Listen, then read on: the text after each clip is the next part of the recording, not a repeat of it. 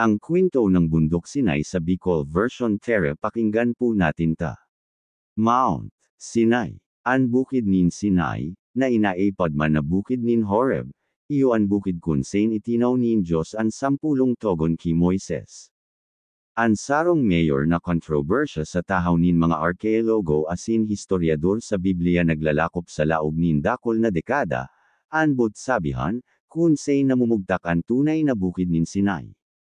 Kunbot niya tong maaraman ang tamang lokasyon para sa makasaysayan ng mga pangyayari na nakarecord sa man na libro sa Biblia, mahalaga na gamiton ang Biblia bilang giya.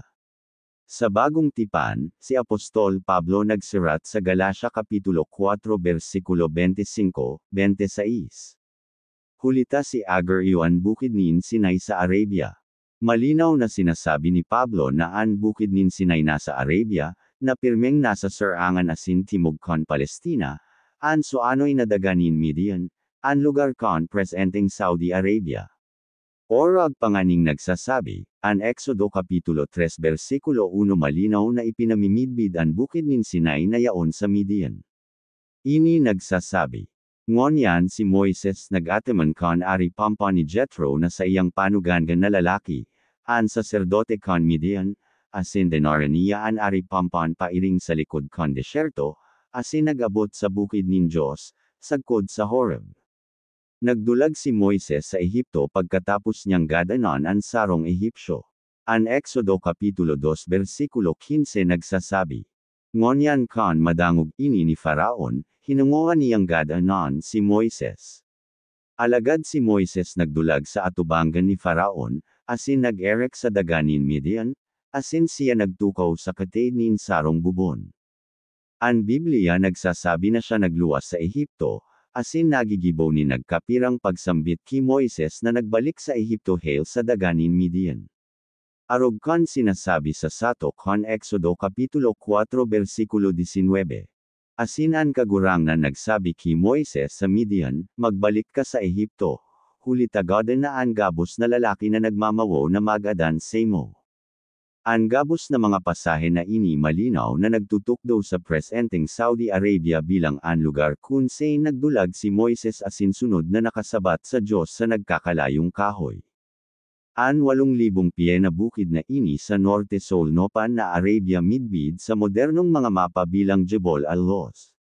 Napapalibutan kayan ang lugar na Aigo ang kadakulaan tangin ng maistaran nin minilyon na tao asin konsendang mga ari pampon sa kabaka. Ang lugar nagpapahiling kon gabos na elemento na dapat yaon sa bukid nin Sinai. Kabali digdian sarong nas ulo na alituktok. Ang Exodo Kapitulo 19 versikulo 18 nagtatala. Asin ang bilog na bukid nin Sinai nasa aso, hulitaan kagurang na naghilig sa ibabaw kayan sa kalayo.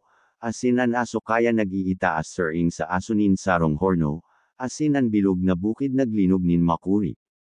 An saropang pambihirang nakuha iyo an sarong dakulaon na nabaak na gapo na may malinaw na ebidensya nin pag-ubos nin tubig na nasambitan sa Exodo Kapitulo 17 versikulo 6, doseng bubon sa ilam na nasambitan sa Exodo Kapitulo 15 versikulo 27, suanoy na obelisk na may mga inscription sa Hebreo, mga tadakon doseng harigi na itinadek ni Moises asin an altar na nasambitan sa Exodo Kapitulo 24 versikulo 4, nagkapirang bagay na gibo sa koren asin mga drawing sa gaponin mga baka.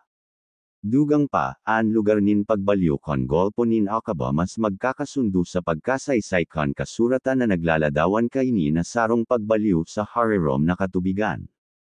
Nakuha man ang mga tadakon suanoy na mga ruweda nin mga karwahe, na nakalubong sa tubig asin laboy, nakapareho kon mga karwahe kon hukbo ni Faraon na hinalon kon katubigan. Ang Biblia liwat na napatunayan na totoo asin masasarigan, sagkod sa pinakasadit na detalye sa kasaysayan. Ang mga kritiko na naghihingako na ang Biblia day kadanggan kon aram ng kasaysayan asin geograpya ipinahiheling aray na sala oras na magleto ang mga katunayan. Ang pagkasaysay sa Biblia eksakto, sarong deskubrimiento na nagpapatunay kung gaano katoto ang Biblia.